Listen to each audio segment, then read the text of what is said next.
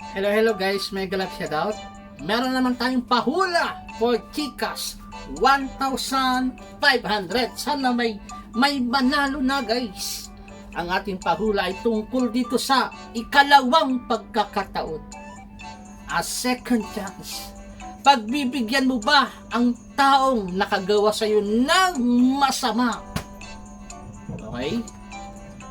Habang kinukwento ko ay kinukwento ko ay humula kayo dyan sa baba. Ang kwento ay tungkol sa isang pamilya.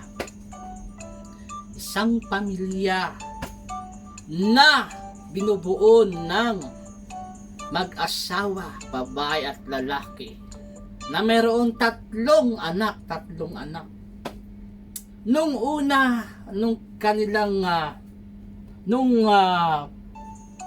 okay pa naman ang kanilang pamilya, masaya, walang problema. Pero dumating ang araw na nawalan ng trabaho ang lalaki. At mula noon ay nag-iba na ang kanyang ugali. Naging tamad na rin to dahil dinamdam niya ang pagkakatanggal niya sa kanyang trabaho. Nag-iinom na siya araw-araw. At hindi na rin niya kagaya ng dati na linalambing ang kanyang mga anak. Bangkos ay kanyang sinasaktan tuwing siya'y nalalasing. Buti na lang nandun yung kanyang asawa, pero dinadamay na rin niya sa kanyang pananakit. Nagtitiis ang mga mag-iina sa piling ng lalaking ito. At may isang araw na dumating. Nakadroga na ito. Nakadroga at dumating sa kanilang tahanan. At ang matinding nangyari ay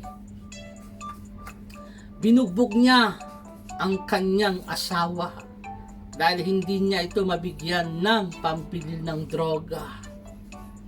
At sa awa ng tatlo niyang anak na may edad na 3, 5 at 8. Yung 8, yung panganay na lalaki ay sa awa sa kanyang nanay, kumuha siya ng pamalo para paluin ang kanyang tatay. Sa galit ng tatay niya, sinakal niya ang kanyang anak hanggang sa ito ay mawalan na ng buhay. Nawalan ng buhay ang kanyang anak. Hindi niya lubos akalain na magagawa niya yun. Bigla siyang parang nabuhusan ng mainit na tubig dahil anak niya ay kanyang napatay. At ang nangyari dahil doon ay nakulong siya ng 20 taon sa kulungan. Humihingi siya ng patawad sa kanyang asawa, pero galit na galit ang kanyang asawa. Pati ang kanyang 2 anak na 3 years old at saka 5 years old. Na-trauma sila sa kanilang tatay. Sa sobrang trauma ay itinuri na nila itong isang patay kasi nga ayaw nila lang maalala. Yung tatay naman ay dahil sa pagsisisi ay gumawa siya ng paraan para ito ay matulungan ang kanyang pamilya. Merong livelihood sa kulungan. At ang ginawa niya ay para makabawi sa kanyang nagawang kasalanan. Tuwing may naiipon siya ay ipinapadala niya sa kanyang pamilya, pero hindi niya ito sinasabi sa kanyang, hindi niya sinasabi na galing sa kanya yung mga pinapadala niya. Yan, lagyan natin ng sounds para mas maganda. Sa tulong ng kanyang kapatid, ayan, na babae. Sabi niya sa kanyang kapatid na babae, ibigay mo ito sa aking pamilya. Pero pakiusap, wag na wag mong sasabihin na itong pera na ito ay galing sa akin. Sabi niya. Yun na nga ang nangyari. Sa nakalipas na 20 years, yun lagi ang ginagawa ng kanilang tatay. Nakapag-aral sila dahil dun sa binibigay na tulong ng kanilang auntie. Pero yung auntie nila na yun ay galing sa kanyang kapatid sa kulungan. Yung pera na yun. Isang araw ay nakalaya na ang kanilang tatay. At pinuntahan niya ang kanyang pamilya. Bago nangyari yon, nakasalubong niya ang kanyang asawa doon sa labas ng bahay. Pagkakita pa lang niya sa kanyang asawa, ay parang bumalik lahat ng mga masasakit na naranasan nilang mag-iina sa kamay ng kanyang asawa. Lalo na nung pumanaw ang isa niyang panganay dahil sa kanya. Galit na galit niya itong hinarap. Pinagsusuntok at pinagsisipa. Siya naman ay sising-sising at umiiyak. Mula sa labas, narinig ng magkapatid ang nangyari sa kanilang dalawa. Nakita nila ang kanilang tatay at sa galit nila ay lumabas din sila. At pinapalayas ito, umalis ka sa bahay na ito, wala kang karapatan. Ikaw ang dahilan kung bakit namatay ang ating kuya, sabi ng dalawang magkapatid. Walang nagawa ang tatay kundi umalis sa kanyang pamilya dahil hindi pa nila ito napapatawad sa kanyang nagawa. Okay, sana may nanalo dyan guys sa inyong lahat. Isang araw, itong tatay na ito ay naaksidente siya at dinala sa ospital. At ang kanyang lagay ay nag 50-50. Yung kanyang kapatid na babae ay iyak ng iyak. Kuya, lumaban ka, sabi niya. At ibinulong niya, kuya, lumaban ka. At gumising naman itong kuya niya, sabay bulong. Sana hanggang sa huling sandali ng aking buhay, makita ko ang aking mag-iina. Yun yung kanyang wish. Yun yung kanyang wish sa kanyang kapatid. Pangako, sabi ng kanyang ate, gagawin ko ang lahat para kanilang puntahan dito, kuya, sabi ng kanyang kapatid na umiiyak. Dahil alam ng kanyang kapatid na babae na hindi na magtatagal ang kanyang kuya sa kanyang kalagayan dahil sa lakas ng impact ng pagkakaaksidente.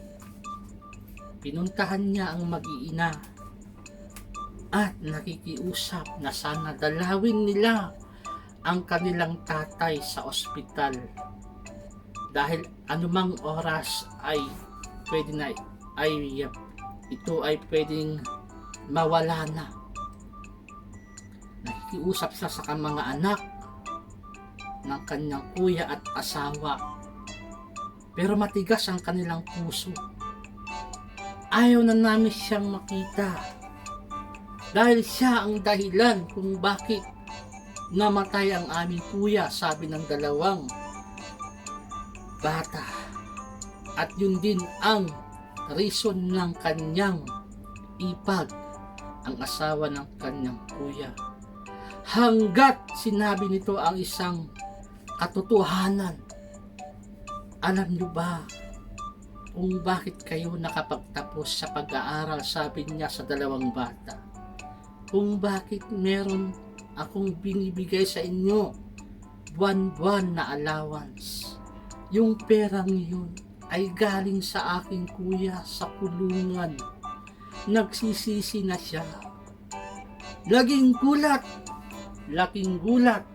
ng mag-iina dahil hindi nila akalain na yung pera na yun ay galing pala sa kanilang kinamumuhian na tatay. At yung asawa ay bigla siyang nakaramdam ng pagsisisi nung itinaboy niya ang kanyang asawa na humihingi ng kapatawaran. Ngunit hindi niya ito pinagbigyan. Dahil sa kanilang narinig ay dali-dali silang pumunta sa ospital para dalawin ang kanilang tatay, ang kanyang asawa, yung babae. Sana may nanalo dyan sa baba. O Gcash 1,500 a second chance. Ayan, mapapatawad mo ba ang taong nakagawa sa iyo ng masama? Okay? Sa ikalawang pagkakataon, tatanggapin mo ba ito?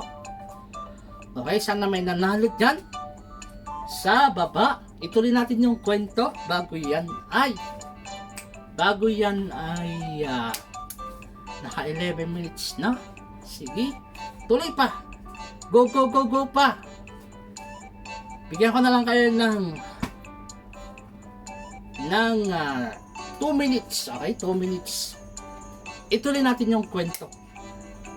Dali-dali silang mag-iina na pumunta sa ospital para tignan ang kanilang tatay.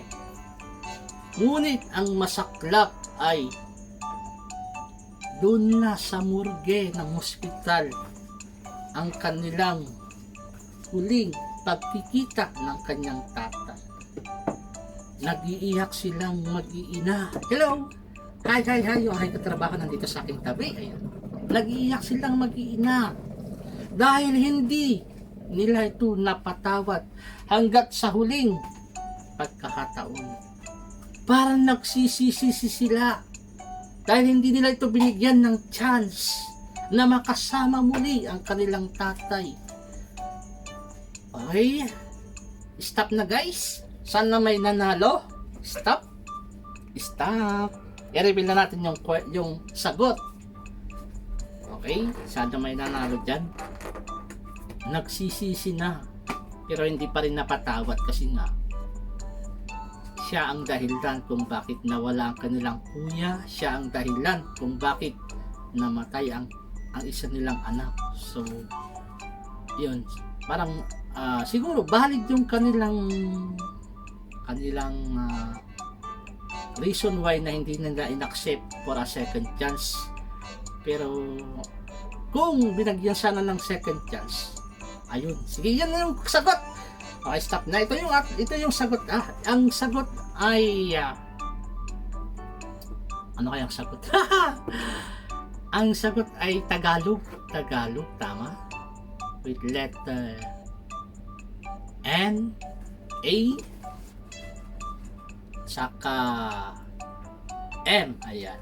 N, E, at saka M, A. N, wala tayong ballpen na. N, A, at saka M, A. Alright, stop na. Ang tamang sagot guys ay namayani. Ayan, namayani. Kung sana kahit anong sakit na naramdaman mo sa isang tao or ipinadama sa iyo na isang tao yung sakit, kung namayani sana yung pagpapatawad, sana hindi umabot sa puntong kung kailan wala na siya saka kayo magsisisi. Kung kailan yung doon sa kwento na pumunta sila sa hospital pero hindi nila naabutan na may buhay pa yung kanilang tatay, kundi wala nang buhay, nasa morgue na sila, nagsisisi, nag-iiyak, humihingi sila ng kapatawaran dahil hindi nila ito pinagbigyan. Ano? Kung namayani sana na itong taong ito kahit papano ay tatay pa rin nila, tatay pa rin nila, despite the fact na ang sama-sama ng ginawa niya noon nung bata pa sila. Kung namayani sana, yung pagpapatawad ay hindi sana siguro humantong sa ganong sitwasyon na umalis yung kanilang tatay at malaki ang iniisip na problema hanggang sa na aksidente. Okay, sana may natutunan kayo sa ating pahulang ngayon. Sa mga meron pagkakasala sa inyong mga tao dyan, sana patawarin nyo na. Mas masaya kung maging peace na lang. Okay, yan yung naging talandan natin. Ang Diyos nga nagpapatawad, kayo pa kaya, Yun. Okay, hanggang dito na lang. Maraming salamat. Bye-bye. Thank you.